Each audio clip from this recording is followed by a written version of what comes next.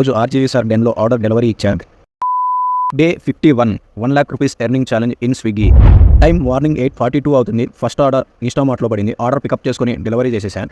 చాలామంది కామెంట్స్లో నన్ను అడుగుతున్న ఒకే ఒక డౌట్, బ్రో 2200 ఎర్నింగ్ అంటున్నావు, 400 పెట్రోల్ అంటున్నావు, 500 రూపీస్ సేవింగ్ అంటున్నావు, మరి మిగతా అమౌంట్ ఏం చేస్తున్నావు చెప్పడం లేదు అంటున్నారు.